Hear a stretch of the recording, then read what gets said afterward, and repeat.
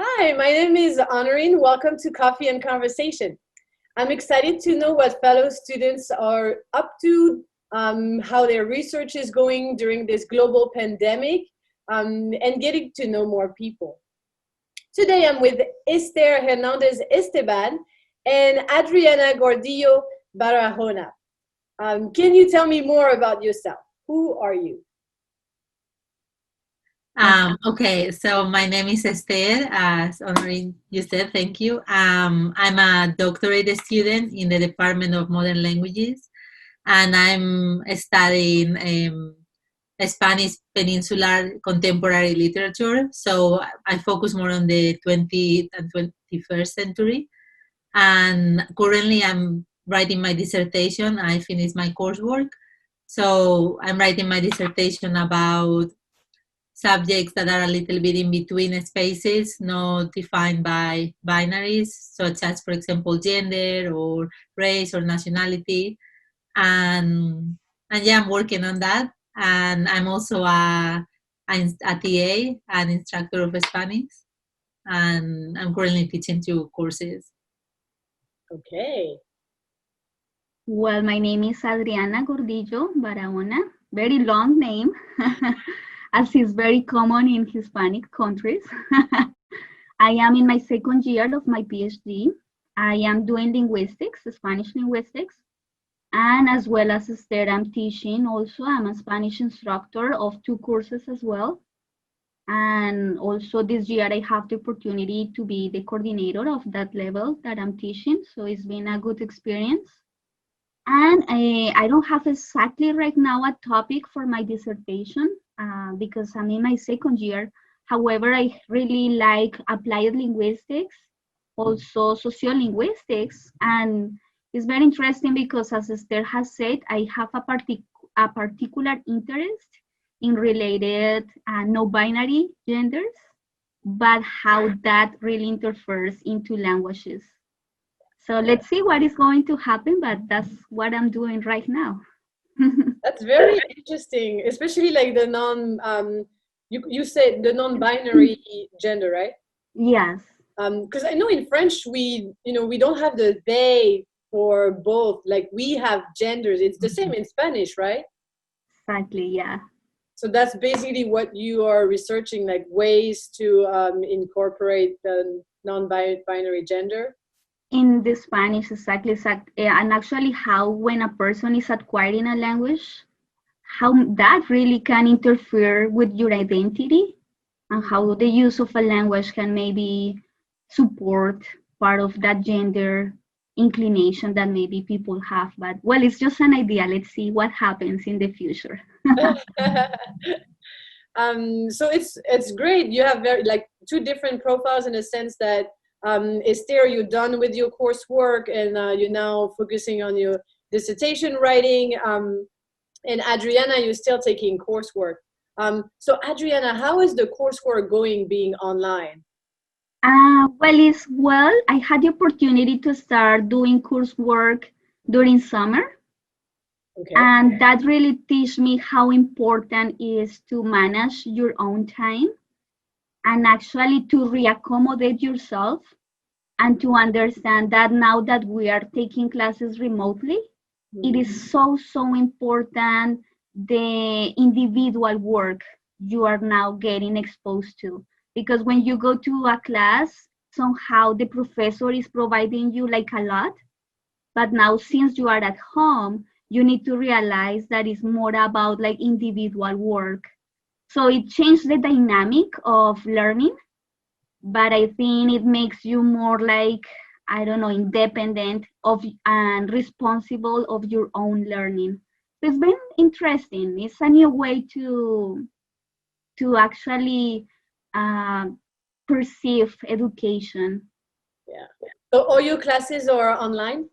I'm taking 2 classes remotely, and then I'm going to the university for 1 class on Tuesdays and Thursdays.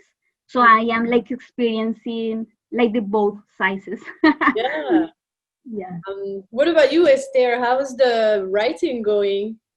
More or less, this stage is a little bit more different. So even if the pandemic wasn't happening, I will be writing at home mostly. So it's not that different, but I have to say it's a little bit more difficult because, for example, I used to go to the library and I used to separate more the time from being like working in the campus in the library to being at home. And now you're just at home the whole time. So it's a little bit harder sometimes to get the motivation to write because you don't have so many deadlines like you have for your classes that you have to do something every week. So it's a little bit, I don't know, I would say there's pros and cons. There's a little bit more difficult, but on the other hand, you don't have to go to campus, so you have more time that you would spend going there and other things. So I don't know. I also taught during the summer, so I had a little bit of experience with teaching remotely and working at home, but it's definitely a process and I'm still adjusting, but more or less, some days are better than others.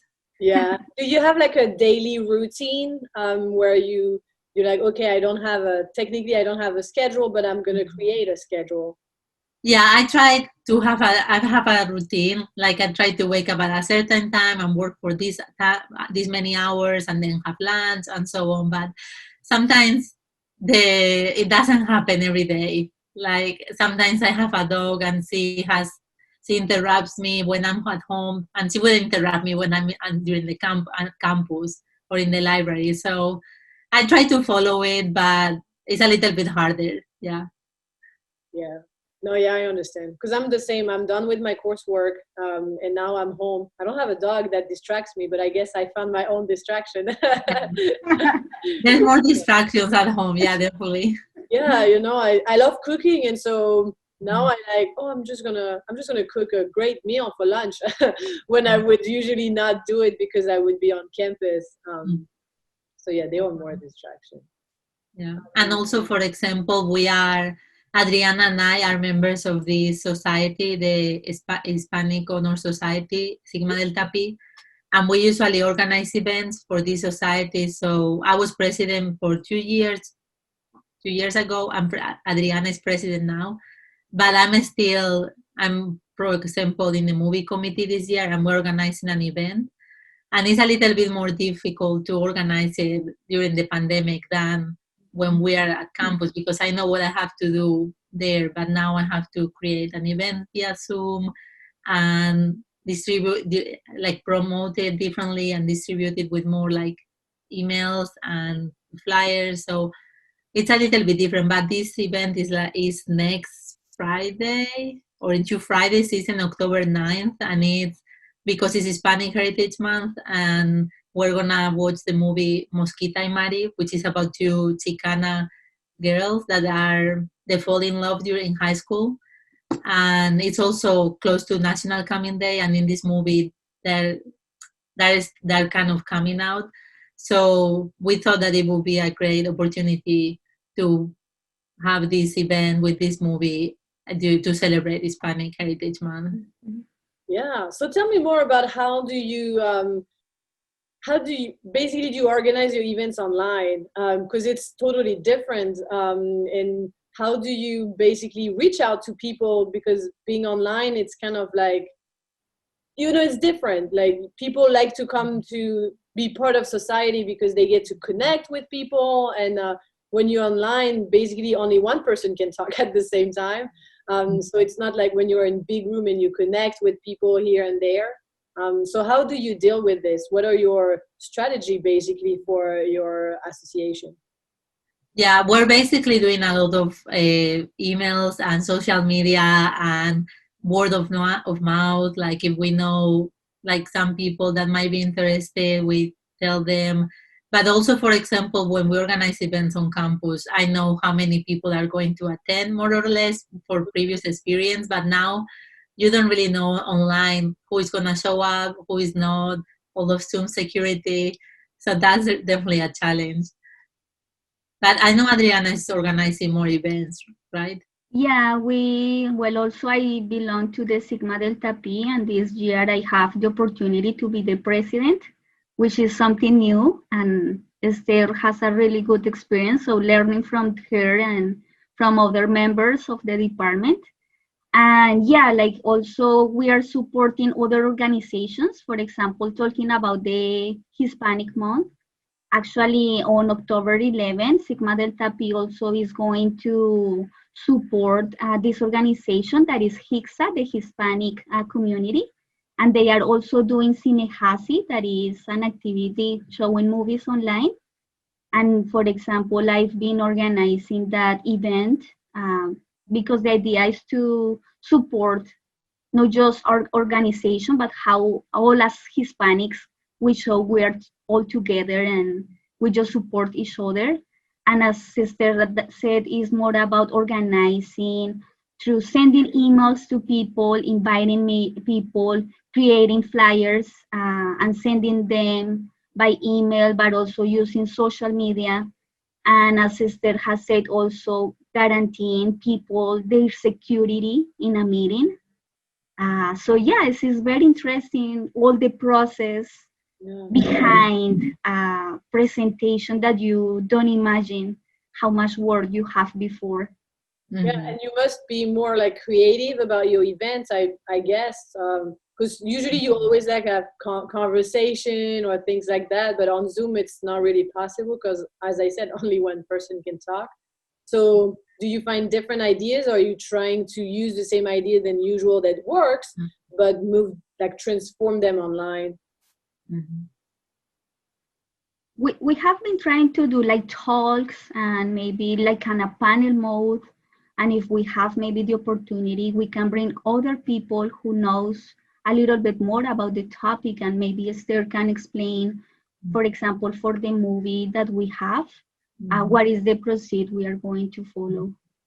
Yeah, for the movie, we usually like have it, like play the movie in a room, and then we talk a little bit about it more informally, more casual.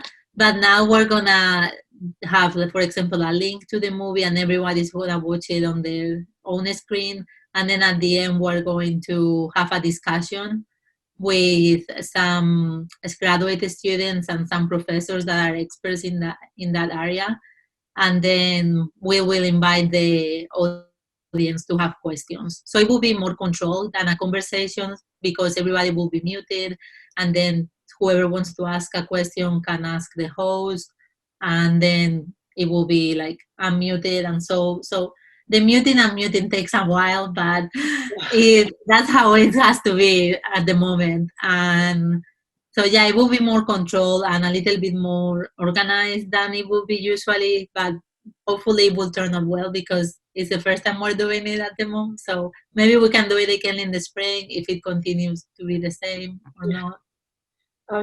Are you using like the online advantages of being able to have people from all over the world, like as guests and invites? Not yet, but maybe in a future event, maybe that could be, yeah. I think I've seen other events that are doing that, so maybe, yeah. Because I know sometimes students they're always excited to meet people from the countries they are studying, and so it's never possible when we are in class. But having like people from can be fun. Last in summer, in my last class of Spanish, I invite one of my family members that is in Colombia, and he doesn't speak English, so my students had to speak in Spanish.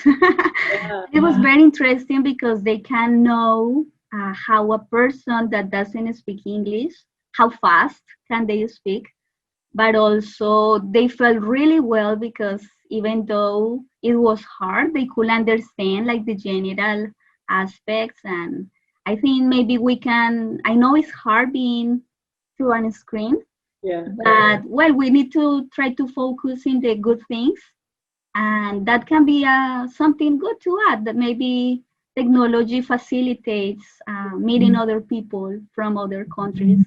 Yeah, definitely.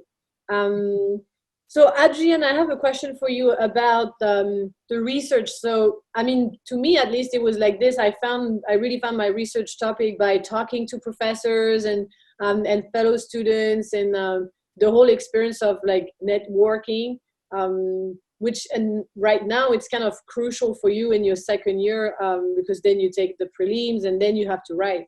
So how do you deal with this being online? How are you able to basically ask questions and connect with different professors and to find your advisor? Yeah, I like you asked that question because actually I have told that with Esther because I was asking Esther for some advice before. And actually I'm that in that period of time where I am meeting with my professors and I'm talking with them about the ideas that I have, and they are giving me really good advices or how can I start, where I need to go. And even though we are by Zoom, I really have found the support from the department. And as I said before, it's more about individual work and you having really like the initiative to try to think about that. So it's been an easy process in the way that I have found the support and really good advice from my professors, like for example my coworkers like Esther. However, choosing the topic is tough because you're gonna be working on that for the next 3-4 years. So you really want to be sure whatever you choose is something that you really like, Oh yes. and of course something that you can give something to this world. So that's been like the hard part, but I'm in this process, and I think I am in the good time, and hopefully by the end of this year, I mean by the end of spring next year, hopefully I can have already like a topic. And as you have said, I can have the exams, the preliminaries, then start writing. So yeah. Okay. And how did you deal with the global pandemic as international students, being basically stuck in the US? Because if we go back home, we are afraid we're not going to be able to come back to the US. So how has this process been? Yeah, like feeling homesick or being like, yeah, it doesn't change anything for me. It's good. I would say it's different. It's a little, I mean, maybe that's the hardest part of the pandemic. Because, for example, my mother was going to visit me this summer and she couldn't. So now I don't know when I'm going to see her again because I'm not going to fly home for Christmas either because I usually go during Christmas and during the summer if I can. Mm-hmm. So at this point, I don't know when that's going to be. But yeah, that's a little bit sad on that part. And also it's very stressful. It's kind of stressful because during the summer we thought that we might not be able to continue studying here in the US and we had to go back to our countries, and that was a very stressful week that we had. Yeah. So that's definitely the worst part of the pandemic so far. What about Yeah, you, Adriana? same here. I think family is that thing that you must miss, no, of being abroad. So yeah, St. Denis there. I wasn't planning to go home in summer, but for sure to me it's very important going there in Christmas. And it's really hard sometimes knowing that you are not going to be able to be with your family. And like, for example, I can share something personal here, and is right now my grandma, for example, is really sick. And sometimes I feel really, really bad because I am from Colombia, so I'm like 3-4 hours away. However, like because the pandemic, my country don't have international flights. No one is coming, no one is going away. So you just need to use humanitarian flights. And I almost flight through an humanitarian, but as you said before, there is always the risk that maybe I'm not going to be able to come back. So I'm like risking my future, my studies. So sometimes we have to manage like all those things, no, like being able to be a good student, and if you belong like to organizations, being well on that, but also how sometimes like emotions sometimes is tough. But I think also that teach us like resiliency and teach us to be strong and just to see life in a different way. And maybe next time when we can reunite with our family, we will really, really appreciate that, no? A hug, a kiss. So that's very interesting. Yeah, you make a very good point. Like the reunion is gonna be magical. It's my, I mean, I've been in the US for quite some time now, but it's the first time that I'm stuck, or at least I feel stuck, because I'm like, I go home every summer. That's, to me, it's a must. I don't go home for Christmas usually because tickets are more expensive, so I tend to go home for the summer, also because it's longer. And so this summer I was not able to go. I was supposed to go for Christmas. Like, I had my tickets, everything got canceled. And it's just like, when am I going to go home? It's like the not knowing, because yeah, you don't know when you're going to be able to go home. Like, you know, it's a choice. It's the sacrifice we make to be in the US. But there is always the possibility that whenever you want, you go home. And here it's like the not knowing when to go home, the family, like my grandma is also getting older and older, and I feel like my parents are not telling me that she's not doing so well because they don't want to worry me, but I can feel it, and it's like not being able to be there. It is the tough part. To me, it's also that the toughest part about COVID. It's not so much like being online and being remote. I'm like, oh, I'm okay with that. But it's the not being able to go home and see family. Yeah, I agree. Well, that's not a great note to finish on.